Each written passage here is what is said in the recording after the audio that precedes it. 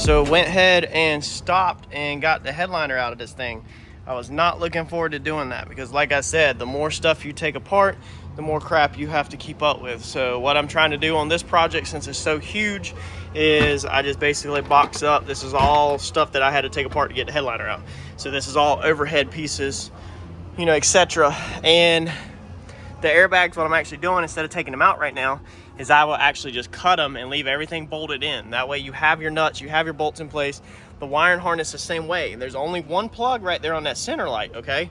And if you unplug that, then you can pull the whole harness up here to the front. But the problem is, if you unplug that, you can get it out your way. But then when you go to put it back together, you got to kind of figure out your plugs.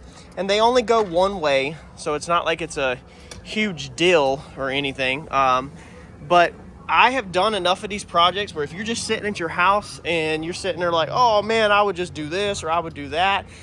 Yeah, that's cool. If you're doing this at your house and you had a whole bay of a garage where you could line out tables and lay everything out, that's fine. We have a lot going on here, and the less stuff I can take apart, the less stuff or the more stuff I can leave plugged in so that it'll go back together faster, the better. Okay, same thing with them airbags. I'm not ready to do them airbags right now, so there's no reason to sit here and unbolt these, because some of these pieces, like right here, this is not connected to that back one. We cut it. So every one of these bolts, then you'll have to remember exactly what bolts go back. I mean, you could just use whatever bolts, honestly, but I like to try to put things back like it should be. So the more stuff I can leave together right now, then the less of a headache I'm gonna have when it's time to put it back together. And sometimes I'll also just run my bolt back into the hole where it comes apart. But I didn't want to do that. But with working this area right here, I needed to be able to get to all of this up in here. And so instead of fighting with pulling the headliner down, as you can see, we got the structure is crunched in right there. So instead of dealing with having to fight with this with the headliner down, which is freaking near impossible, I decided just to go ahead and get the headliner down since I got to do the bags anyway. So I'm gonna finish cutting these little tabs right here up to this point, just so that I don't have this in my way. I'm gonna leave all these bolts in, leave everything in. You can see where I've cut them right here. This is what I'm talking about. So you have everything bolted up just like it's supposed to be, so you don't misplace your stuff. And I'll probably also, let's see here, take this wire and maybe zip tie it, or maybe just lay it under like that if it'll stay. But I want to get it up out of my way so that it's not dangling in my face. But I'm gonna cut these out and then start on trying to figure out what I want to do to get this inner structure up. Today's kind of a thinking day and a breakdown day.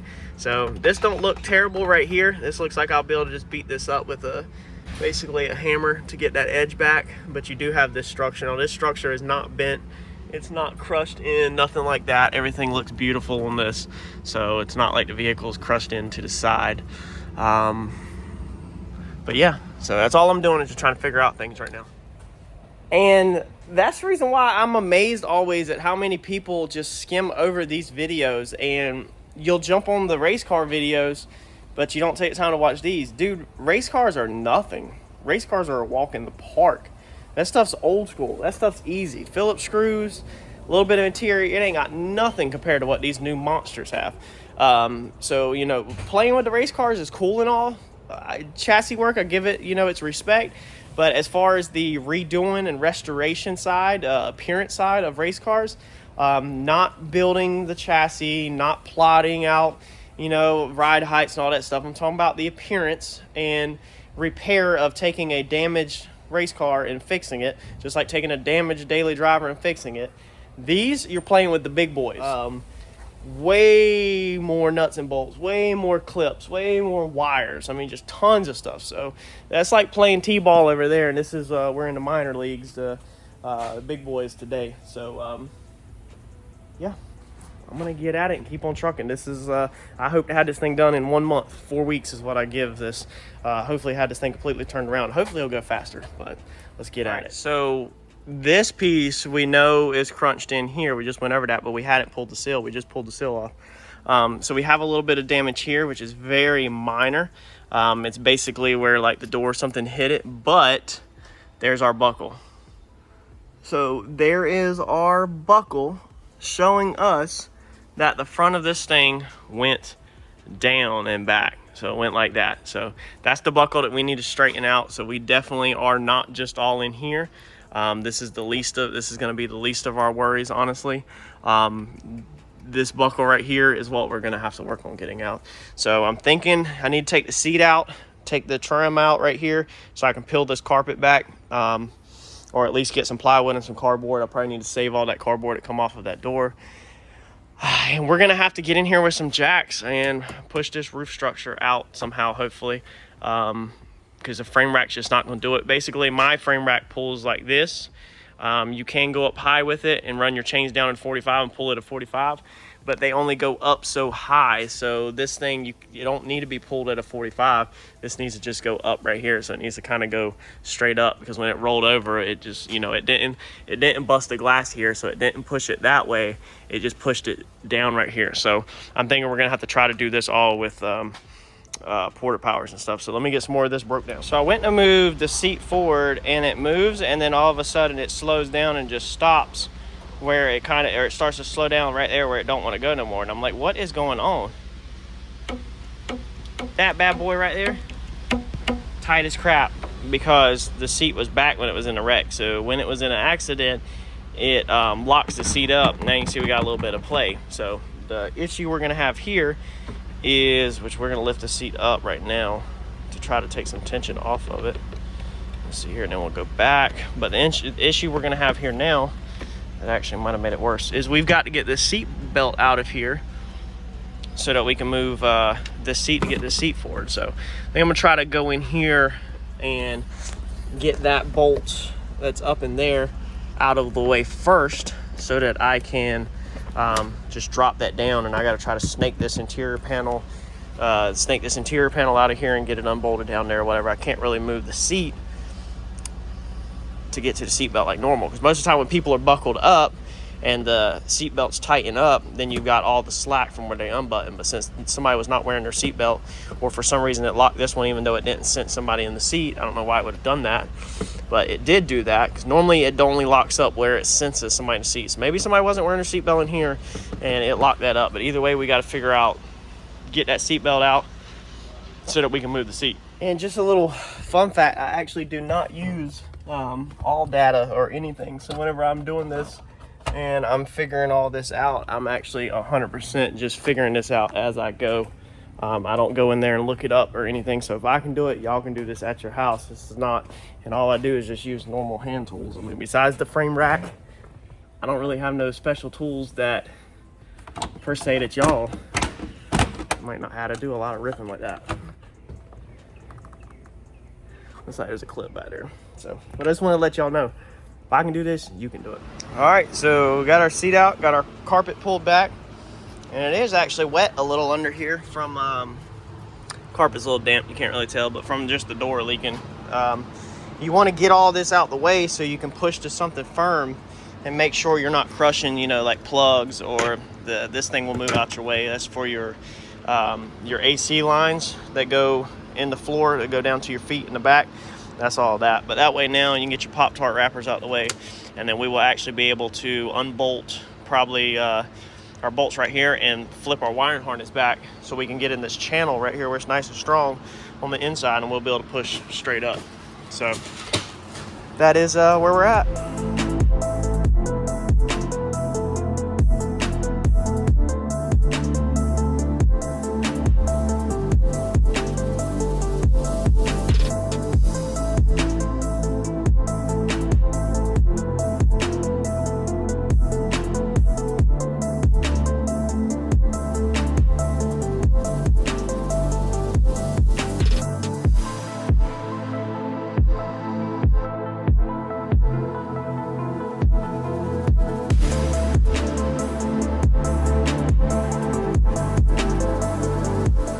All right, so I can't sit here and record all of this stuff because y'all are just simply not gonna wanna watch all like time lapsing.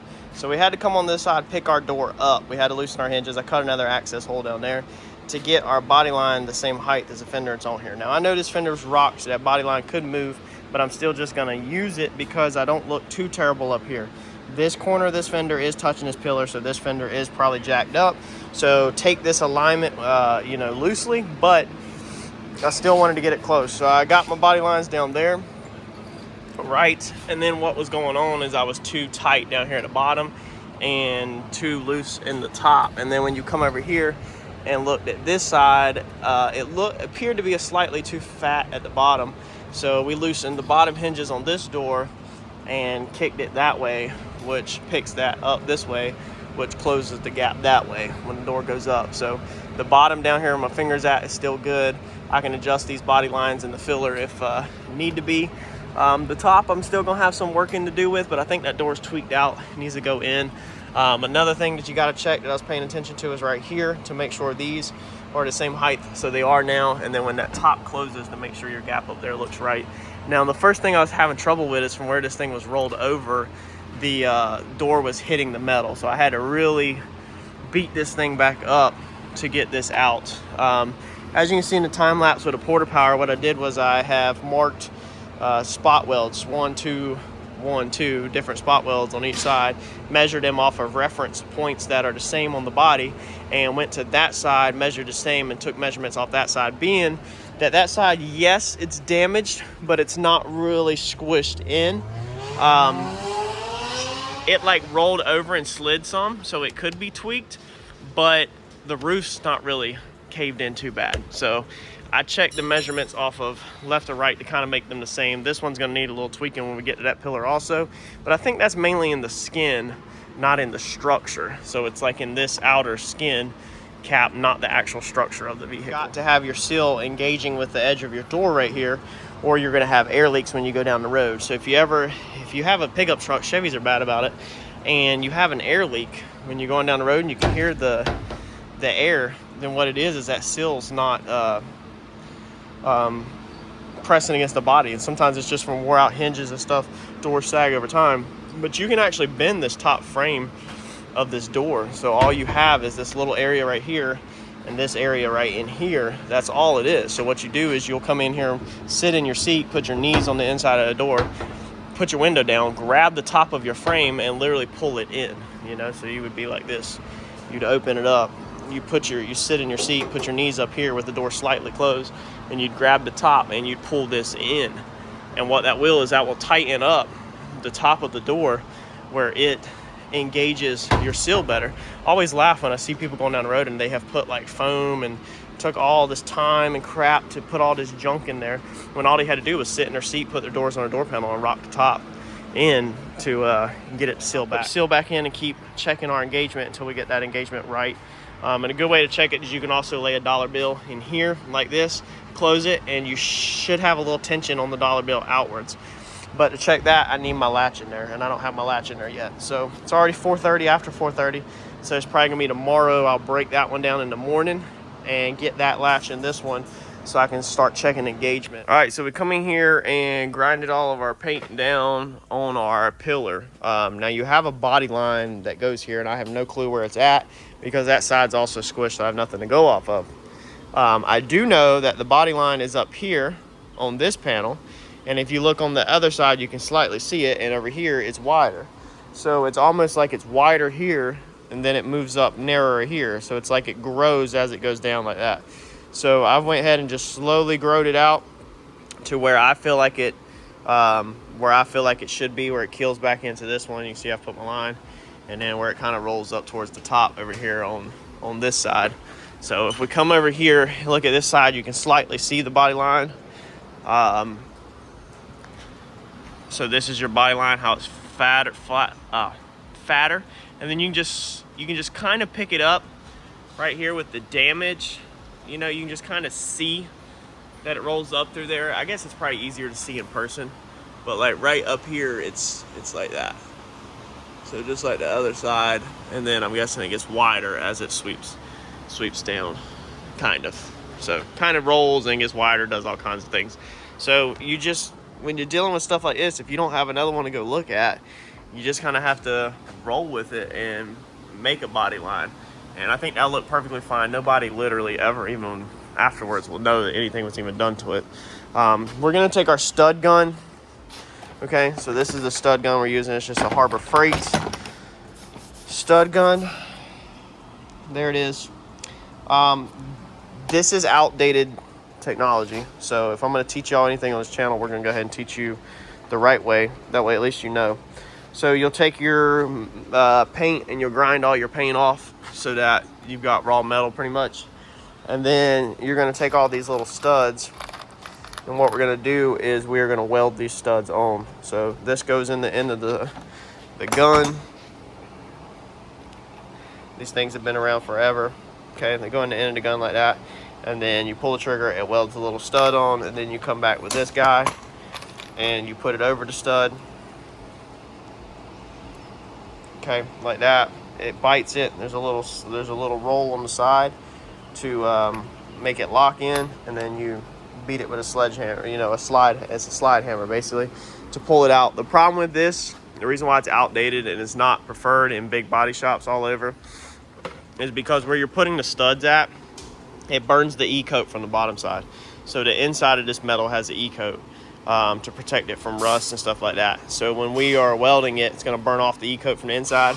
There's no way we can get to the inside of this pillar to put the E-coat back, meaning that the inside of this will have no rust protection or anything like that. We still use the stud gun on all of our repairs. It's been used for years, tried and true. But I also just wanted to let everybody know the right and wrong way. Everybody nowadays is pretty much using glue pulls where they actually glue tabs on and then pull the panels. My only issue with glue pulls is that it's the cost, okay? So if you don't get something good, because you have to have a good enough adhesion that will bite on there and be able to pull the metal back out, but also that it will release. So you can't just get some junk really, you know, or it's not going to work correct. I don't use them because of cost. What we do, we don't need them, and we just kind of do flip cars. It's kind of the name of the game to do repairs like this. A lot of guys that do the flip cars and the salvage stuff still use the stud guns, but the stud gun is extremely outdated. I didn't want to be on here acting like I'm teaching y'all something that's been around since for the 80s. You know, I'd rather let you know the right way and the affordable way. You can go to Harbor Freight and pick that stud gun up for next to nothing, and you can do repairs right there in your yard just like I'm going to do. So I'm more on y'all's level. I just have a shop, you know. I try to keep it average Joe level, and I'm not going to get too fancy on y'all or nothing like that. So we're going to throw you on a time lapse. We're going to stud this out, try to pull this pillar back out. I'm going to keep it 100 with y'all. I'm just trying to get some of the metal up so there's not so much filler on there so the filler don't crack. This is my vehicle. If this was a customer's vehicle, number one, I would not have it. I would not do anything like this for a customer because that pillar needs to be replaced. So unless Mike wanted to go in with me and do the metal work, you know, the windshield would have to get pulled, all those spot welds drilled out, all of that have to be replaced. We don't do this type of work for customers at all. So if a customer approached me with all of this damage, I would flat out tell them that they're going to have to take it somewhere else because we don't do that type of work. So I'm very aware of what I'm doing, and I don't go around selling it like I'm some big high-end shop selling 80s repair methods. So let's get at it because we're about to burn some E-coat and sling some body filler on my stuff.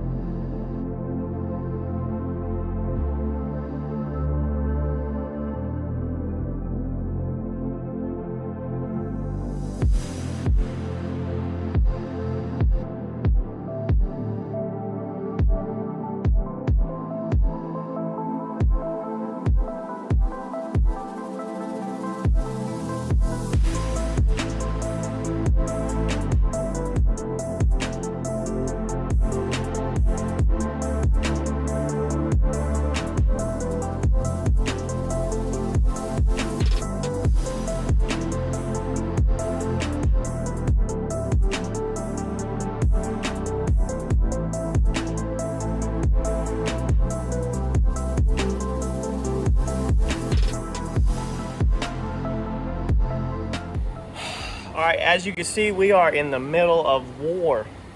The middle of the body filler jungle. The middle of, we need to go home and shower. So let me update you real fast on where we're at. As you can see, we have a freaking mess. So we pulled all of our metal work out earlier, which was probably literally a second before you've seen this, because I haven't filmed in a minute. So if I try to keep some of the dust out, look at that. Dude, it is crazy. When you're body working on this level, like, it is nuts. I mean, look at the interior. I mean, yeah, you can seal it all up and you can tape it up all you want, but like, I mean, this is my life. This is how I do them. So I don't do customer work on this level. When we're done with everything, we go through, and as we put stuff together, we deep clean this thing out. We blow it out, we vacuum it out, we detail it. This thing will look brand new when I'm done with it. I've done a couple of them to this extreme, and they always turn out amazing. So we've got all of that worked out. We got some of, half of the roof worked out. We got the pillar worked out back to here. All of that's going to be skim coats. We studded up what we could. I'm not going to sit here and stretch the truth and make it seem like we studded it all out. I did not stud it all out. I just got the metal up what I could, and then I built a lot of the rest of it up with filler. These jobs, I buy them extremely tore up, and I use a lot of filler. These are not customer jobs. These are not flip jobs. These are my vehicles. So just in case you're new to the channel and you're wondering what's going on, you won't see many of these on here because we don't do a ton of personal ones. So started on my door, just got my door handle swapped out. This is what we were dealing with when it rolled over before. It broke all of this to pieces. So that's your piece that basically operates your handle and attaches to your lock thing. So I had took it out. It was all twisted up in here. So as you can see, I've done a bunch of beating and banging and straightening it out enough to run filler over it. So I've got all that back in, got my lock put, my latch put back in, got all that stuff back in. I'm about to put my window slide back in, and then let's see here. I'm scared to close it right now. I'm not gonna close it on camera because I gotta make sure it's unlocked. Done that before. I was meant to close it and it's not unlocked, but I figured I would just stop and catch y'all up real fast. As you can see, there's a bunch of imperfections in here. That whole line right there, that dent, one that way, right there, across the top, right there. So this whole area is gonna need to be skimmed out. This is wavy through here, so this needs another skim coat. I was just filling in my extreme lows. Went ahead and did that little swipe. So she's getting there slowly but surely. That actually ended up back there. I thought it was just going to be a dent up there, and as I started blocking it out, I realized it was kind of barely pushed in down here, but it was pushed in a little. So I went ahead and swiped it all the way from here all the way back, and you can see where that wrinkle was right there. But all of that straight.